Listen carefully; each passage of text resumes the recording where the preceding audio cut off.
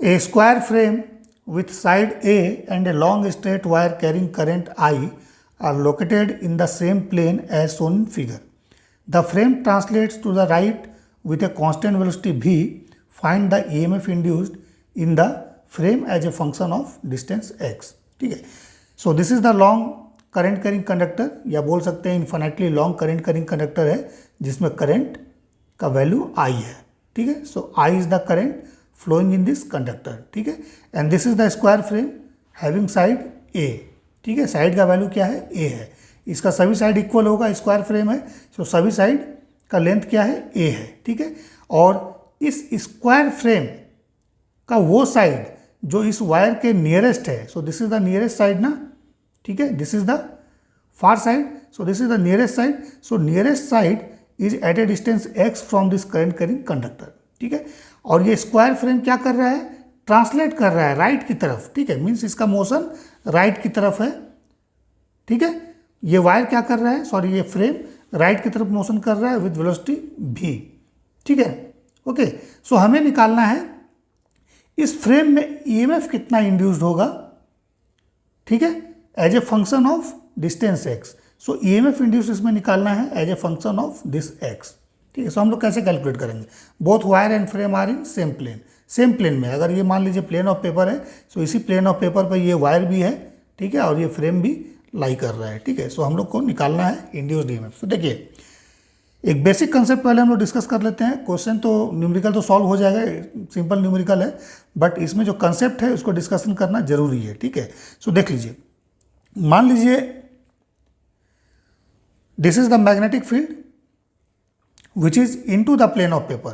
Cross sign है, into the plane of paper है. मान लीजिए इसका वैल्यू मैग्नीट्यूड इसका b है. ठीक है. सो इस मैग्नेटिक फील्ड में अगर कोई कंडक्टर है, ठीक है, जो v वेलोसिटी से मूव कर रहा है, length of this conductor is l and the velocity is v which is perpendicular to this rod. ठीक है. रड के लेंथ का परपेंडिकुलर वेलोसिटी, ध्यान दीजिएगा. ठीक है. सो इसके लिए इंड्यूस्ड EMF का फॉर्मूला होता है BLB. ठीक है. BLB. ओके. ठीक है. बट अगर यही रड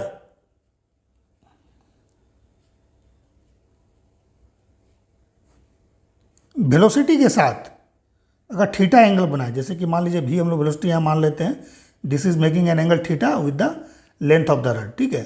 सो इस केस में जो इंड्यूस्ड EMF होता है ये हम लोग कैसे निकालते हैं? BLV sine theta. क्यों? क्योंकि देखिए V का कंपोनेंट इस रड के परपेंडिकुलर क्या हो जाएगा? That is V sine theta. ठीक है. सो जो EMF इंड्यूस्ड होगा इस रड में due to motion of this rod in the magnetic field, that is having value BLV sine theta. But इस केस में BLV होगा. सो याद रखना है कि जो वेलोसिटी है हमेशा लेंथ के परपेंडिकुलर होना चाहिए. ठीक है. लेंथ के परपेंडिकुलर होना चाहिए. ठीक है ना. ठीक है. सो देन फॉर्मूला हम लोग यूज करेंगे BLV. Further velocity and magnetic field also perpendicular to each other. So यहाँ पर देखिए V और मैग्नेटिक फील्ड दोनों परपेंडिकुलर है एक दूसरे का. B नीचे की तरफ है into the plane of paper और V इस डायरेक्शन में है. ठीक है. सो दोनों परपेंडिकुलर है, यहाँ भी परपेंडिकुलर. सो ये फॉर्मूला इसी का एक्सटेंशन है. ठीक है. सो देखिए, अब इस फॉर्मूला को अगर रिड्यूस करिएगा तो ये फॉर्मूला हो जाता है हमारे पास B dot L cross B.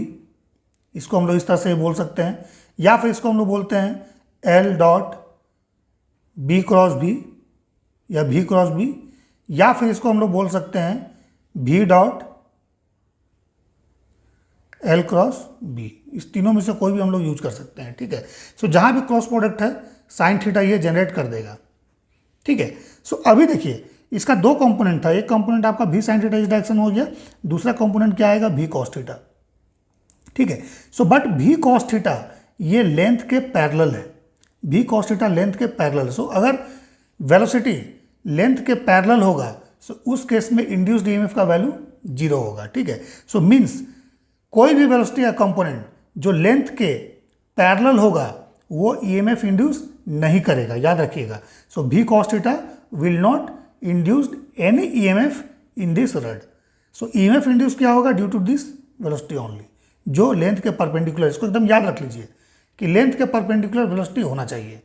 अगर ऐसा है सो ईएमएफ इंड्यूस करेगा, अगर वेलोसिटी लेंथ के परपेंडिकुलर नहीं है, ठीक है, पैरेलल है, सो ईएमएफ इंड्यूस नहीं करेगा, ठीक है। सो अगर ऐसा है, सो देखिए इसमें अगर थीटा का वैल्यू हम लोग 90 डिग्री पुट कर दें, ये वाला angle theta equal to 90 degree, यहाँ पर लेंथ के साथ 90 डिग्री एंगल बना रहा है, so theta equal to 90 degree अगर इसमें पुट कीजिएगा तो साइन 90 डिग्री का वैल्यू 1 होता है। सो फॉर्मूला रिड्यूस होकर क्या हो जाएगा, E equal to B L B, ठीक है। सो इस फॉर्मूला से ये आपका आ जाएगा, क्लियर है। सो अब हम लोग आते हैं, इसको अप्लाई करेंगे इस फ्रेम में। सो फ्रेम है, इसमें सिंगल रड नहीं है, ठीक है, सिंगल वायर नहीं है, दिस इज हैविंग 4 साइड, सो इसमें 4 वायर्स है, ठीक है। सो यहाँ पर देखो हम लोग ड्रॉ करते हैं इसको इस तरह से, let's say this is P Q R and S, vertices P Q R S, each side is having length A. So देखिए वेलोसिटी भी इस डायरेक्शन में है, सो इस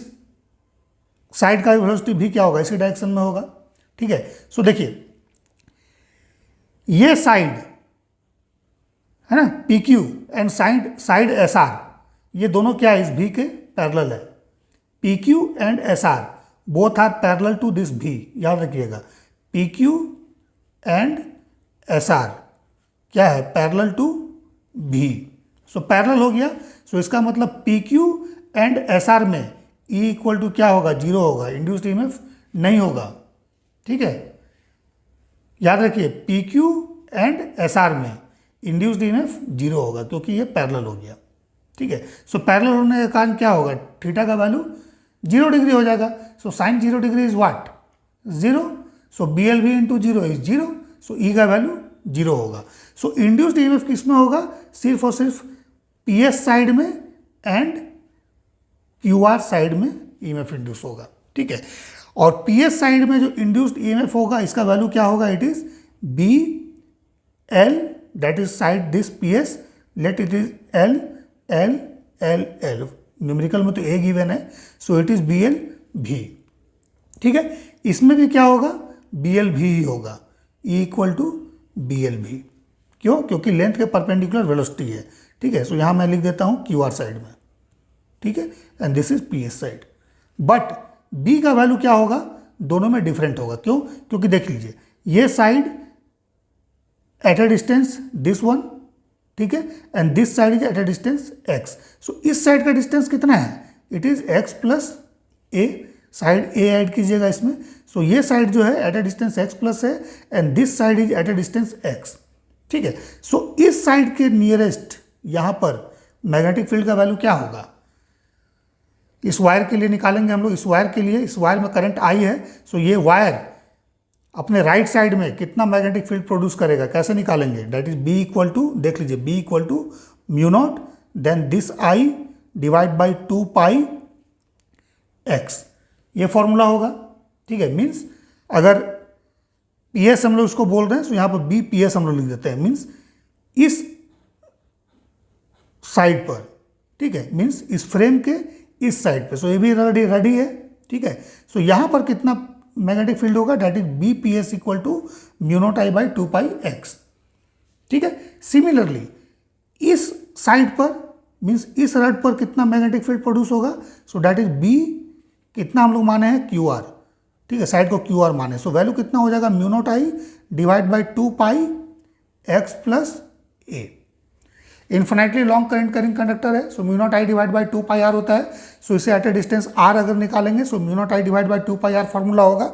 सो at a distance X means R का वैल्यू एक्स पुट कीजिए, at a distance X plus है, so R का value X plus A put कीजिए, ठीक है। सो ये हम लोग के पास मैग्नेटिक फील्ड का वैल्यू आ गया दोनों साइड में, ठीक है। सो यहाँ से देख सकते हैं ये दोनों ही मैग्नेटिक फील्ड डिफरेंट है। सो मीन्स इंड्यूस्ड ईएमएफ का जो वैल्यू होगा पी एस साइड में, that will be different from this one, ठीक है। क्यू आर में जो इंड्यूस्ड ईएमएफ होगा that will be different from this one, और इसमें क्या हो गया, ये 0 हो गया, इसमें भी इंड्यूस्ड ईएमएफ 0 हो गया, तो हम पहले ही बता चुके हैं, ठीक है, साइन 0 इज 0, ठीक है।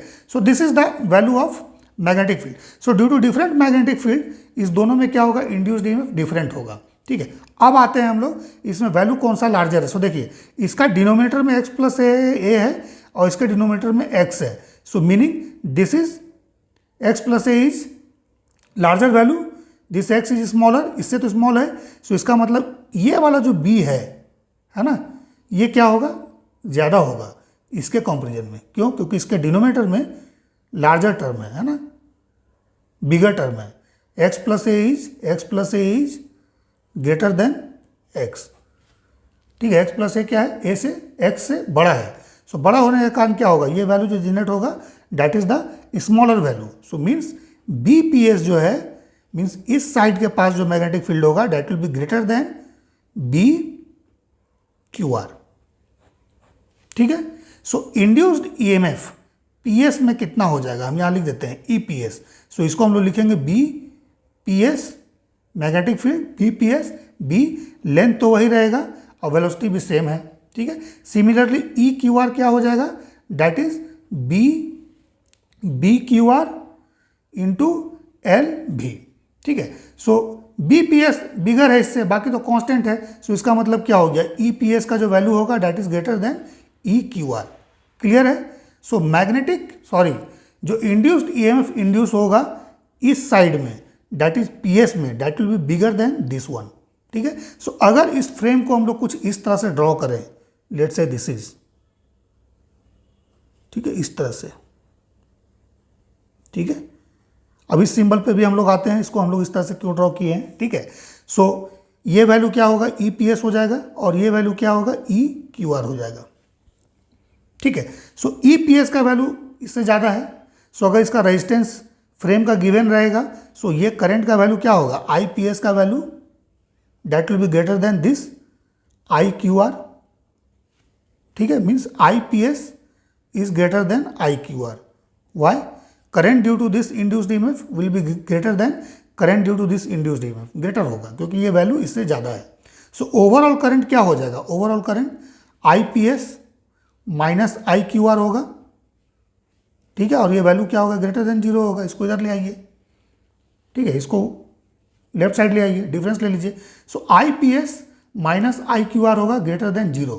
सो ओवरऑल जिसमें करंट का डायरेक्शन होगा वो क्या होगा, कुछ इस तरह से होगा, दैट इज द I। ठीक है, और I का वैल्यू क्या हो जाएगा, I इंड्यूस्ड, यहाँ पर लिख देते हैं I इंड्यूस्ड। सो याद रखिएगा I इंड्यूस्ड इस केस में क्या हो जाएगा, IPS माइनस IQR। मीन्स इस साइड के लिए जो इंड्यूस्ड EMF होगा इसके लिए जो करंट होगा, और इस साइड के लिए जो इंड्यूस्ड EMF होगा इसके लिए जो करंट होगा, दोनों का डिफरेंस। ठीक है, सो डिफरेंस देखिए किस डायरेक्शन में आ रहा है, इस डायरेक्शन में आ रहा है। सो इंड्यूस्ड EMF के कारण जो करंट होगा वो इस डायरेक्शन में फ्लो होगा। याद रखिएगा, this is the very important concept. ठीक है, सो इस डायरेक्शन में करंट इस तरह से फ्लो होगा। ठीक है, अब आते हैं हम लोग डायरेक्शन पर। सो डायरेक्शन निकालने के लिए क्या करते हैं हम लोग, Fleming's right hand rule use करते हैं। Right hand rule, Fleming right hand rule. So Fleming right hand rule क्या बोलता है, सो देखिए this is the 5 finger of my right hand. ठीक है, इसको बोलते हैं थंब, इसको बोलते हैं हम लोग, थंब के बाद वाला जो फिंगर है इसको 4 फिंगर बोलते हैं। याद रखिए, 4 फिंगर, इंडेक्स फिंगर या फर्स्ट फिंगर, इसको बोलते हैं मिडिल फिंगर, इसको बोलते हैं रिंग फिंगर और इसको बोलते हैं लिटिल फिंगर। सो हमें यूज क्या करना है, थंब, 4 फिंगर, इंडेक्स फिंगर या first finger, then middle finger. ये 3 फिंगर का हम लोगों को यूज है, दिस 3। इस तीनों को म्यूचुअली परपेंडिकुलर रखना है। ठीक है, सो थंब क्या होता है, डायरेक्शन ऑफ मोशन देता है, डायरेक्शन ऑफ भी देता है। थंब क्या देगा, direction of motion, direction of भी। फर्स्ट फिंगर या इंडेक्स फिंगर या 4 फिंगर क्या देगा, this is the direction of magnetic field. Center finger क्या देगा, middle finger direction of current. So अगर तीनों को म्यूचुअली परपेंडिकुलर हम लोग प्लेस करेंगे, जैसे कि एक्स वाई जेड एक्सिस होता है आपस में म्यूचुअली परपेंडिकुलर। सो म्यूचुअली परपेंडिकुलर अगर प्लेस करेंगे, ठीक है, और थंब को हम लोग डायरेक्शन ऑफ मोशन या डायरेक्शन ऑफ वेलोसिटी में रखेंगे, फर्स्ट फिंगर को, इंडेक्स फिंगर को या फिर 4 फिंगर को अगर डायरेक्शन ऑफ मैग्नेटिक फील्ड में प्लेस करेंगे, सो सेंटर क्या देगा हमें, डायरेक्शन ऑफ करंट दे देगा। ठीक है, सो ये फ्लेमिंग राइट हैंड रूल है। ठीक है, सो देखिए अगर फ्लेमिंग राइट हैंड रूल को हम लोग अप्लाई करें इस फर्स्ट में, सो देखिए डायरेक्शन ऑफ मोशन भी है, सो इस डायरेक्शन में थंब को रख दीजिए, बी फर्स्ट फिंगर है, सो या फिर इंडेक्स फिंगर, इसको perpendicular to the plane of paper रखिए इस तरह से परपेंडिकुलर, और ये इस डायरेक्शन में। सो क्या होगा, करंट का डायरेक्शन मिडिल फिंगर देगा। सो करंट इस केस में क्या हो जाएगा, इस डायरेक्शन में फ्लो होगा। ध्यान दीजिए, इस डायरेक्शन में। ठीक है, इस डायरेक्शन में करंट, ये इंड्यूस करंट। ठीक है, सो सिमिलरली अगर इस फ्रेम के लिए हम लोग अप्लाई करेंगे, सो देखिए इसमें भी इस डायरेक्शन में है, सो थंब को ऐसे प्लेस कीजिए। ठीक है, ये थंब हो गया। बी क्या होगा, फर्स्ट फिंगर इनटू हो जाएगा, ठीक है। क्यों, क्योंकि देखिए करंट इसमें ऊपर की तरफ है, सो इसके लिए इसके राइट साइड में मैग्नेटिक फील्ड क्या होगा, थंब रूल यूज करेंगे, right hand thumb rule. So thumb को करंट के डायरेक्शन में प्लेस कीजिए इस वायर में, सो क्या होगा, into the plane of paper, इसके राइट साइड में मैग्नेटिक फील्ड आएगा कहीं भी into the plane of paper. Value अलग हो सकता है, that will vary according to the distance. So into the plane of paper आ गया, ठीक है। सो मैग्नेटिक फील्ड इसका मतलब है यहां पर क्या है, into the plane of paper है, ठीक है। सो मैग्नेटिक फील्ड देखिए into the plane of paper हो गया, that is this one, this finger into the plane of paper.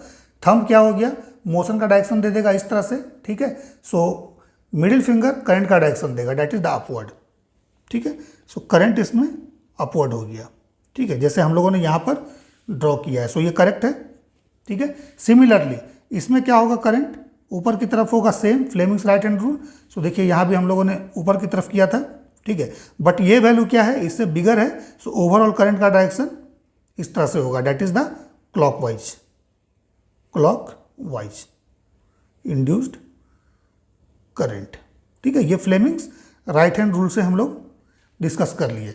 अब आते हैं इसको हम लोग यूज करते हैं यहाँ पर लेंज लॉ, ठीक है। सो लेंज लॉ से कैसे निकालेंगे, सो लेंज लॉ जो बेसिक कंसेप्ट है उसको एकदम देसी लैंग्वेज में याद रखिए कि लेंज लॉ का काम है, लेंज लॉ हमें बताता है कि इंड्यूस्ड ईएमएफ का डायरेक्शन, सॉरी इंड्यूस्ड करंट का डायरेक्शन इस तरह से होगा कि वो उस कॉज को अपोज करेगा जिस कॉज ने इसे प्रोड्यूस किया है, ठीक है।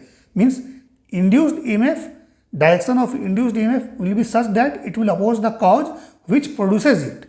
जिस कॉज ने, जिस कारण ने, जिस रीजन ने इसे प्रोड्यूस किया है इस इंड्यूस करंट को, ये इंड्यूस करंट उसको अपोज करे। तो कैसे अपोज करेगा, सो देखिए यहां पर देखिए क्या है, मैग्नेटिक सॉरी करंट का डायरेक्शन ये है, मैग्नेटिक फील्ड इनटू आ गया। तो जैसे जैसे ये फ्रेम इस डायरेक्शन में मूव करेगा, जैसे जैसे फ्रेम राइट की तरफ जाएगा, सो क्या होगा, मैग्नेटिक फील्ड इसके इनसाइड, मीन्स इस फ्रेम के इनसाइड मैग्नेटिक फील्ड क्या होगा, डिक्रीज होगा ना। ऐसा फ्रेम है, ठीक है, स्क्वायर फ्रेम है। सो इसके अंदर में मैग्नेटिक फील्ड क्या होगा, फ्लक्स लाइन डिक्रीज होगा। कैसे डिक्रीज होगा, देखिए राइट की तरफ जा रहा है ये, सो ये डिस्टेंस क्या होगा, डिनोमीटर में बढ़ेगा, जैसे जैसे राइट जाएगा डिस्टेंस बढ़ेगा, ये वाला x। सो जैसे जैसे डिनोमीटर में x बढ़ेगा क्या होगा, ये b का वैल्यू डिक्रीज होगा। सो मीन्स इसके इनसाइड जो नंबर ऑफ मैग्नेटिक लाइंस है ये डिक्रीज होगा। सो क्या होगा, मैग्नेटिक फील्ड इसके इनसाइड डिक्रीज होगा। सो इंड्यूस्ड ईएमएफ का डायरेक्शन का क्या काम होगा कि इस मैग्नेटिक फील्ड जो इसके इनसाइड है डिक्रीज हो रहा है ना, इसको डिक्रीज नहीं होने देना है। लेंज लॉ का काम है, डिक्रीज हो रहा है अगर मैग्नेटिक फील्ड, सो डिक्रीज नहीं होने देना है। इंक्रीज हो रहा है, सो इंक्रीज नहीं होने देना है, ठीक है। सो अभी क्या हो रहा है, ये बी इसके इनसाइड डिक्रीज हो रहा है, सो हमें क्या करना है, इसको डिक्रीज नहीं होने देना है। सो डिक्रीज हो रहा है, सो क्या करेंगे, इसमें एडिशनल मैग्नेटिक फील्ड ऐड करना है। सो एडिशनल ऐड कैसे होगा, जब इसका करंट का डायरेक्शन ओवरऑल इस डायरेक्शन में होगा, ठीक है। सो ओवरऑल करंट का डायरेक्शन क्या होगा, दैट इज दिस वन, जो हम लोगों ने निकाला है इंड्यूस करंट इस तरह से। सो अगर इस तरह से होगा, सो इसके लिए क्या हो जाएगा, मैग्नेटिक फील्ड का वैल्यू इनटू हो जाएगा ना, इंड्यूस करंट के लिए, है ना। ये तो मैग्नेटिक फील्ड है ड्यू टू दिस करंट, ठीक है, जो कि जैसे जैसे ये राइट की तरफ जा रहा है घट रहा है। सो घट रहा है तो हमें घटने नहीं देना है, डिक्रीज हो रहा है डिक्रीज नहीं होने देना है। सो मीन्स इसके डिक्रीज वैल्यू को कंपनसेट करने के लिए, ठीक है, इक्वेट करने के लिए इसमें एडिशनल मैग्नेटिक फील्ड हमें ऐड करना पड़ेगा। सो ऐड करने के लिए क्या करना पड़ेगा, अगर इस फ्रेम का करंट का डायरेक्शन इस तरह से होगा, इंड्यूस करंट का डायरेक्शन, सो मैग्नेटिक फील्ड इसमें ऐड हो जाएगा। कैसे ऐड हो जाएगा, देखिए यहां पर आइए, इस साइड को देखिए। सो इसमें करंट का डायरेक्शन ऊपर की तरफ है, सो ऊपर की तरफ है तो इसका राइट साइड में क्या हो जाएगा, मैग्नेटिक फील्ड नीचे की तरफ हो जाएगा, ठीक है। उसके बाद इसके लिए क्या है, करंट ऊपर की तरफ है, सो इस तरह से इस साइड में इनटू हो जाएगा, बट इस साइड में क्या होगा, आउटवर्ड होगा, ठीक है। बट सिंस इसका करंट ऊपर की तरफ है, सो इसके लिए मैग्नेटिक फील्ड इस साइड में इनटू हो गया, और इस वायर के लिए, इस वायर के कारण इस साइड में मैग्नेटिक फील्ड आउटवर्ड हो जाएगा। बट ये करंट का वैल्यू ज़्यादा है इससे, सो इसका मतलब ये जो वैल्यू है ये इससे बिगर होगा। सो ओवरऑल इसमें मैग्नेटिक फील्ड क्या होगा, इनटू हो जाएगा। सो ओवरऑल मैग्नेटिक फील्ड जब इनटू हो जाएगा, सो ये जो डिक्रीज हो रहा था ये कंपनसेट हो जाएगा, ठीक है। सो लेंज लॉ बस यही है कि अगर डिक्रीज हो रहा है डिक्रीज नहीं होने देना है, इंक्रीज हो रहा है, सो इंक्रीज नहीं होने देना है। सो इंड्यूस करंट का डायरेक्शन इस तरह से होगा कि वो कॉज को अपोज करेगा, ठीक है, कॉज को क्या करेगा, अपोज करेगा, ठीक है। सो कॉज क्या है यहाँ पर, बी है जो कि डिक्रीज हो रहा है, सो डिक्रीज नहीं होने देना है। सो नहीं होने के लिए क्या करना है, इसको फेवर करना है, ठीक है। सो इसमें मैग्नेटिक फील्ड इनटू होगा और करंट का डायरेक्शन इस तरह से क्लॉकवाइज हो जाएगा, ठीक है। सो इंड्यूस करंट अगर लेंस लॉ लगाइएगा तो भी आपका इंड्यूस करंट का डायरेक्शन यही होगा, ठीक है। लेकिन अगर इसी सेम फ्रेम को अगर हम लोग इसी सिचुएशन में लेफ्ट की तरफ मोशन दे देंगे इस तरह से, ठीक है, करंट आई है, ठीक है। सो इसमें क्या होगा, जैसे जैसे इस तरफ आएगा, है ना, इस तरफ आएगा, सो क्या होगा, मैग्नेटिक फील्ड का डायरेक्शन इसमें देखिए इधर है, ठीक है। सो ये बी का वैल्यू क्या होगा, बी का वैल्यू क्या होगा, ये बढ़ेगा, है ना। जैसे जैसे इस वायर की तरफ आएगा, इसमें इनसाइड मैग्नेटिक फील्ड क्या होगा, बढ़ेगा। सो बढ़ेगा तो बढ़ने नहीं देना है। सो नहीं बढ़ने देने के लिए क्या करना पड़ेगा, इसके मैग्नेटिक फील्ड को अपोज करना होगा। सो करंट का डायरेक्शन क्या हो जाएगा, इस तरह से हो जाएगा, इस तरह से इंड्यूस करंट, है ना, इंड्यूस्ड करंट, ठीक है। सो अगर इस तरह से मोशन होगा, सो इंड्यूस करंट का डायरेक्शन क्या होगा, एंटी क्लॉकवाइज, एंटी क्लॉकवाइज, ठीक है। क्योंकि यहाँ पर मैग्नेटिक फील्ड क्या हो रहा है, इंक्रीज हो रहा है। सो इंक्रीज हो रहा है तो इसको डिक्रीज करना है। सो डिक्रीज करने के लिए अगर इसका एंटी क्लॉकवाइज हो जाएगा, सो मैग्नेटिक फील्ड ऊपर की तरफ हो जाएगा नेट, ठीक है। सो नेट अगर ऊपर की तरफ हो जाएगा, सो इसमें जो इंक्रीज हो रहा है वो कंपनसेट होके डिक्रीज हो जाएगा, ठीक है, और ओवरऑल सेम ही रहेगा, ठीक है। सो इस कंसेप्ट को हम लोग यूज़ करते हैं लेंस लॉ यूज़ करने में, ठीक है ना, ठीक है। सो याद रखिएगा कैसे निकालते हैं हम लोग, कॉज को अपोज करना है, डिक्रीज हो रहा है सो डिक्रीज नहीं होने देना है, इंक्रीज हो रहा है सो इंक्रीज नहीं होने देना है, ठीक है। सो यहाँ पर डिक्रीज हो रहा था इसलिए इसको फेवर किया गया, ठीक है, डिक्रीज नहीं होने दिया गया। और यहाँ पर क्या हो रहा है, इंक्रीज हो रहा है सो इंक्रीज नहीं होने देना है, ठीक है। सो इंक्रीज नहीं होने देने के लिए करंट इस तरह से हुआ और मैग्नेटिक फील्ड जो इंड्यूस्ड होगा, induced magnetic field due to this induced current ये अपवर्ड होगा, ठीक है, ठीक है। So this is the direction of current. अब आते हैं हम लोग इस न्यूमेरिकल को सॉल्व करते हैं, जो रेस्ट पार्ट है दैट इज द सिंपल। सो देखिए कैसे हम लोग सॉल्व करेंगे। क्या करना है, सबसे पहले एक ये तो एरिया है, क्लोज्ड एरिया है, सो सीधा हम लोग इसमें ई नहीं निकाल सकते। तो हम लोग क्या करेंगे, सबसे पहले इसमें फाई निकालेंगे। सो फाई को क्या हम लोग बोलते हैं, फ्लक्स ना, मैग्नेटिक फ्लक्स। सो इसका वैल्यू क्या होता है, बी डॉट ए, ठीक है। सो यहाँ पर देखिए बी इनसाइड है और एरिया वेक्टर बी और ए दोनों पैरेलल है। सो ये क्या हो जाएगा, बी ए कॉस 0 डिग्री, ठीक है। So B A cos 0 degree का वैल्यू क्या हो जाएगा, it is simply B A cos 0 degree is 1, ठीक है। सो सबसे पहले हम लोग फाई निकालेंगे। फाई निकालने के बाद क्या करेंगे, जो इंड्यूस्ड ईएमएफ होगा that is minus of d phi by D t, means flux को हम लोग with respect to time differentiate कर देंगे, ठीक है। सो सबसे पहले आते हैं हम लोग फाई निकालेंगे। सो फ्रेम फिर से हम लोग बनाते हैं। So let's say this is the frame, ठीक है, this is the current carrying conductor, इसमें करंट आई है। एक स्ट्रिप हम लोग इसमें मान लेते हैं, ठीक है, जो कि लेंथ dx का है, क्योंकि इसमें फ्लक्स निकालना है। सबसे पहले हम लोग को इस स्ट्रिप का एरिया लेना पड़ेगा, ठीक है, dx इसका थिकनेस हम लोग मान लिए। सो साइड ए है, सो इसका भी साइड ये वाला क्या होगा, वर्टिकल साइड ए ही हो जाएगा ना, ठीक है। अब इस डिस्टेंस को हम लोग क्या करते हैं, मान लेते हैं x है, यहाँ पर x दिया हुआ है, सो इसको आप कुछ और भी मान सकते हैं। जैसे इसको अगर हम लोग मान लिए सॉरी dy, ठीक है। सो ये वाला डिस्टेंस को y मान लीजिए, ठीक है, ओके। सो अब देखिए इसमें इस स्ट्रिप में कितना आपका फ्लक्स होगा, सो फ्लक्स इज बी ए, ठीक है, और बी का वैल्यू क्या हो जाएगा, म्यू नॉट आई, इस वायर के कारण यहाँ पे मैग्नेटिक फील्ड निकालिए, mu naught I divide by 2 pi y, ठीक है, एट डिस्टेंस वाई हम लोगों ने निकाल लिया, इंटू एरिया। सो एरिया का वैल्यू क्या होगा, ए इंटू डी वाई हो जाएगा, सो ए डी वाई, ठीक है। सो ये वैल्यू क्या हो जाएगा, mu naught I divide by 2 pi, ठीक है, और यहाँ पर ए रह गया, so 1 by Y D y, ये वैल्यू है, ठीक है। This is what, flux. So flux, what flux it is small flux d phi in this strip, ठीक है। आप क्या करेंगे, टोटल फ्लक्स निकालने के लिए डी फाई को इंटीग्रेट कर दीजिए 0 to 5, ठीक है, ठीक है ना, ये भी डी फाई होगा, रहने दीजिए, फॉर्मूला लिख दिया हम लोगों ने। सो फाई को डी फाई को इंटीग्रेट करना है 0 से फाई। सो क्या हो जाएगा, जो राइट साइड है इसको भी इंटीग्रेट करेंगे हम लोग, कहाँ से, इस साइड से लेके इस साइड तक का distance. So mu naught I A divide by 2 pi then 1 by Y D Y. इसको इंटीग्रेट कर देना है from this x to x plus A, ठीक है। So x to x plus A, okay. So okay, 1 by Y का integration क्या होगा, it is ln Y या नेचुरल लॉगरिदम y, ठीक है, या इसको लॉन वाई भी बोलते हैं।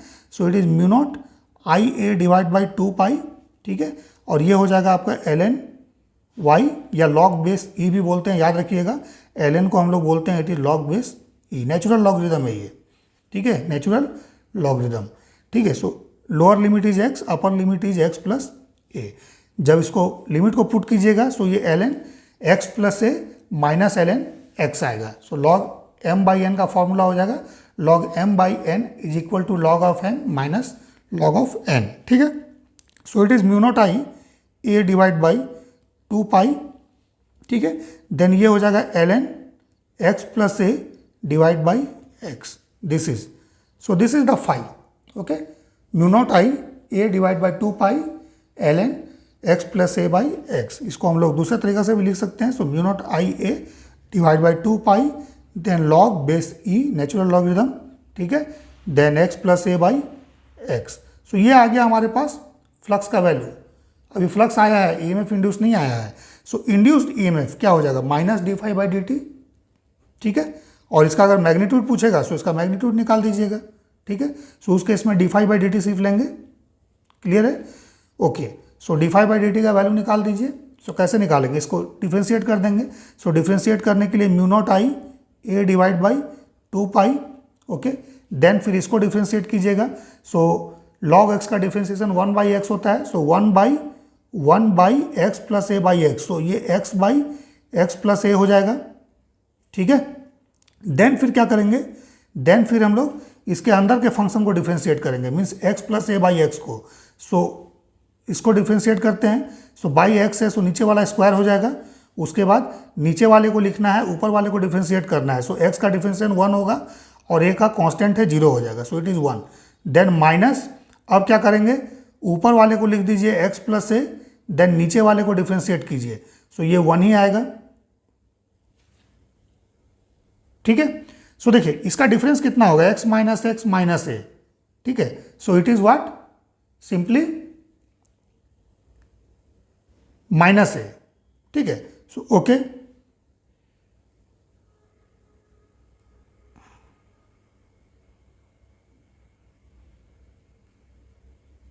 ठीक है। Then dx by D T भी हम लोगों को लिखना पड़ेगा ना, क्यों, क्योंकि इसको with respect to time differentiate कर रहे हैं। So with respect to time differentiate करिएगा तो होगा नहीं। सो नीचे में dx से डिवाइड करना पड़ेगा, ऊपर dx से मल्टीप्लाई करना पड़ेगा। सो dx बाई डी टी भी हम लोग के पास आ जाएगा। और dx बाई डी टी क्या होगा, दिस इज द वेलोसिटी, ठीक है, क्योंकि ये फ्रेम किस रेट से राइट में जा रहा है। सो वही वेलोसिटी है, that is the rate of change of X with respect to time. So dx by D T becomes velocity, okay. So ये वैल्यू हो जाएगा हमारे पास, देखिएगा, it is mu naught I A, ठीक है, म्यू नॉट आई ए भी, इसके लिए हम लोगों ने लिख दिया dx बाई डी टी को भी लिख दिया, divide by 2 pi then x by x plus a then x square, then ऊपर वाला वैल्यू ए और यहाँ पर माइनस, ठीक है। So this minus basically represent the direction of induced current, okay, anyway, ठीक है। सो अभी हम लोग आते हैं। सो वैल्यू कितना हो जाएगा, mu naught I A square B X divide by 2 pi X square X plus A, ठीक है। कुछ इस तरह से हमारे पास जो है वैल्यू आ जाएगा, ठीक है ना। सो कैलकुलेशन चेक कर लेना है, ये जो आपका वैल्यू है इंड्यूस्ड ईएमएफ का होगा। सो अगर मैग्नीट्यूड पूछा है तब तो मैग्नीट्यूड इसका मॉडुलस हम लोग लेके निकाल लेंगे, ठीक है। अदरवाइज क्या करेंगे, ये मॉडुलस नहीं लेंगे हम लोग, minus D phi by D t निकालेंगे। सो जब minus D phi by D t निकालेंगे, ऑलरेडी यहाँ पर माइनस साइन जनरेट हो रहा है। सो माइनस माइनस दोनों मिला के प्लस हो जाएगा, ठीक है ना। सो देख लीजिएगा, E equal to it is minus D phi by D T. So अगर ऐसा होगा, सो इस केस में क्या होगा, ये ऑलरेडी माइनस है, सो यहाँ पर भी माइनस हो जाएगा, ठीक है। सो ये माइनस साइन और यहाँ का जो माइनस जनरेट हो रहा है, एक्स माइनस एक्स कैंसिल हो गया, so minus of A, so minus and this becomes plus, ठीक है। सो प्लस होकर यहाँ पर प्लस ही आ जाएगा, ठीक है। सो ये, सो this is the induced EMF, ठीक है। So very conceptual question, simple है बट कंसेप्ट ही है। अगर इसमें डायरेक्शन ऑफ करंट नहीं बोला है इंड्यूस्ड ईएमएफ, तब तो कोई टेंशन नहीं है, आपको करंट का डायरेक्शन नहीं निकालना है, सो आप सीधा निकाल दीजिएगा। अदरवाइज कंसेप्ट डिस्कस करना है, सो इसमें हिडन कंसेप्ट है, इसको जानना जरूरी है।